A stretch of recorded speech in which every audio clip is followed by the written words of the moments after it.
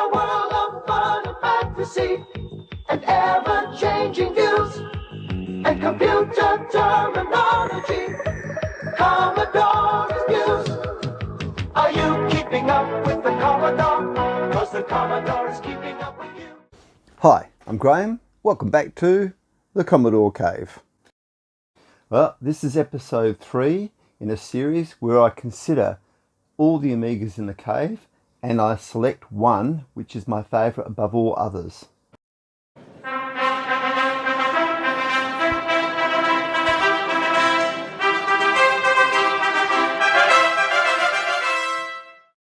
Last week we saw the A2000 go to the sidelines and we got some really interesting feedback on that.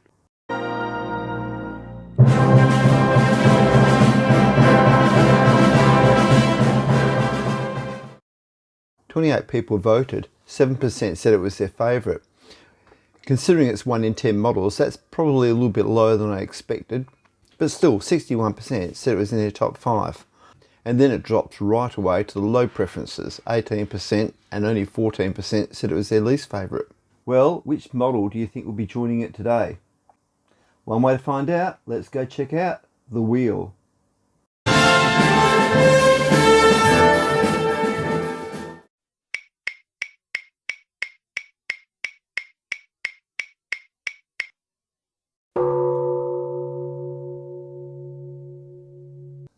The Amiga 500 Plus. Well, that shouldn't really be a big surprise when you consider the other models that are still competing for top spot.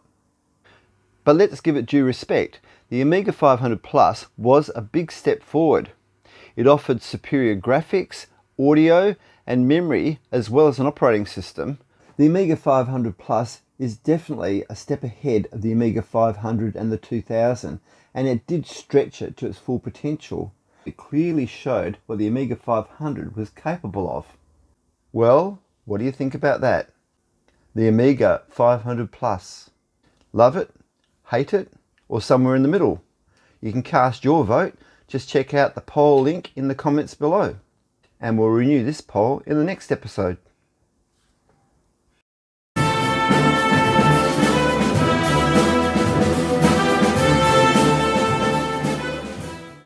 And at first glance, it looks very similar to its predecessor, the A500. It introduced the enhanced chipset, twice the memory as the standard Amiga 500, but it was easily and cheaply expandable through the trapdoor right up to 2 megabytes. It even runs the same software, yet it was quite a bit more expensive, and the public just weren't convinced to part with their hard-earned cash for this computer. I think this computer faced a lot of obstacles. By 1992 it was late to the party. The competition that had been left flat-footed had finally, after all these years, caught up with Amiga. Companies such as IBM, Sega and Nintendo had their own offerings and at last were cutting into the Amiga market. But possibly one of its biggest competitors was its very own little brother, the Amiga 500. Cheaper and well established at that stage. And the customer base quite rightly asked, was it worth the upgrade?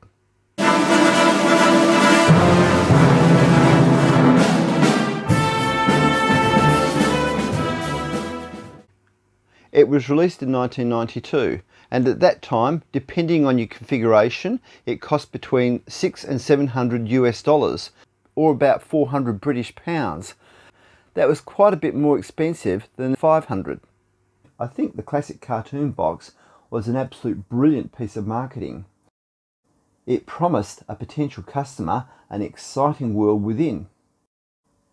Like the Amiga 3000, it came with the enhanced chipset and Workbench version 2.0, providing superior graphics and audio, but with nowhere near the advertising exposure of the 500.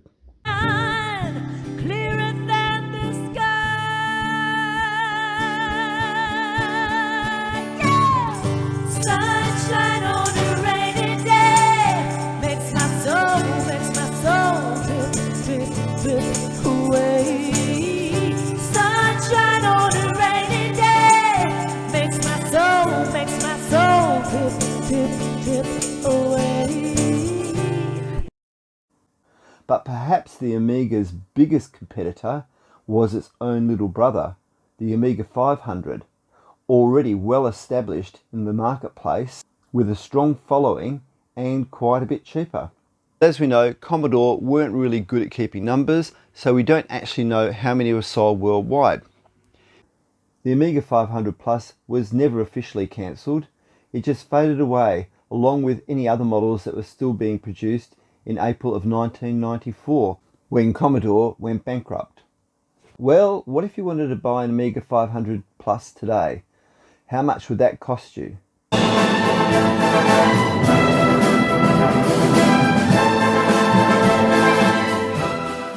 I purchased my model from the UK in 2016 for about $300 Australian. It was working and came complete with everything. I had a quick look on eBay and I found a few ads of recently sold ones. This is a typical example. As you can see, the prices are still fairly reasonable, especially compared to other models.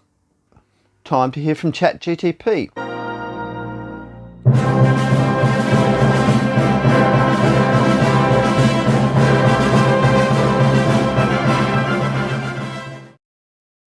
Hey Chat, what can you tell us about this model and where do you rank it in popularity? The Amiga 500 Plus was an enhanced version of the popular Amiga 500 computer, released in 1992. Some key features and improvements of the Amiga 500 Plus were improved graphics with support for up to 4096 colors on screen from a palette of 16.8 million colors.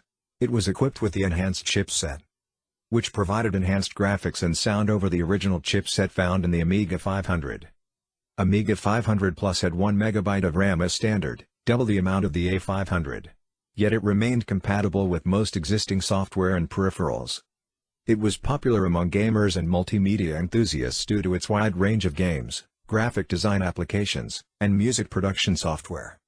However, while the Amiga 500 Plus offered improved capabilities, its upgradability was somewhat limited compared to other computers of its era such as the CPU, requiring more advanced technical knowledge and often involved third-party modifications.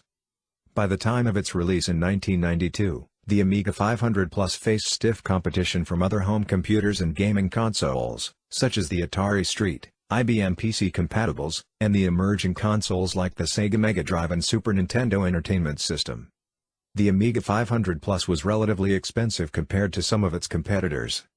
Overall, while it offered significant improvements over the 500, it faced challenges in a rapidly evolving and competitive home computing market, limiting its long-term success. In terms of popularity among the other models of Amiga computers, the Amiga 500 Plus could be considered moderately successful, but it didn't reach the same level of widespread adoption as some other Amiga models. My opinion. Number 8 in model popularity. Well Chat, it looks like we agree. Position 8 from both of us. I'm glad we agree too, Graham. Wonder what Lucy's got to say about this.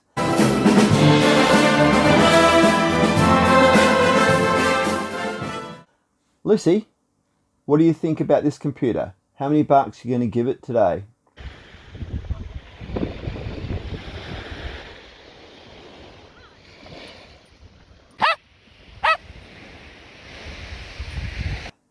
$2. Well, that's an improvement. Thank you for your advice. It's appreciated, Lucy. Let's check out the leaderboard. 7% in the poll ranked it as their most favourite. I called it as my 8th favourite. ChatGTP agreed. And Lucy gave it a commendable $2. And we'll put up the new poll results next week. And it now joins the others at the sidelines.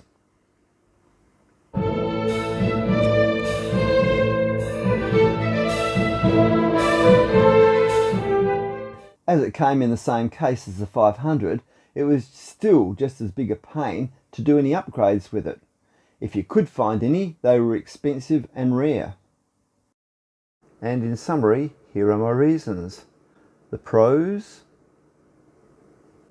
the cons, and my feelings about it.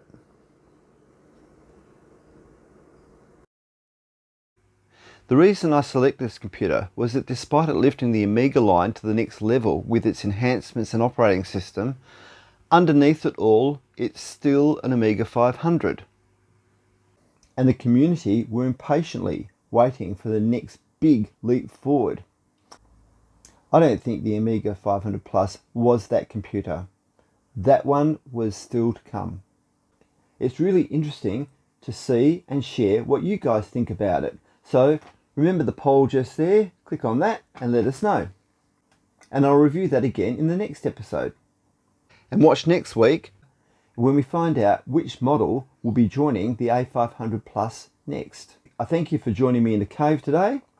Until next week, from the cave, see ya.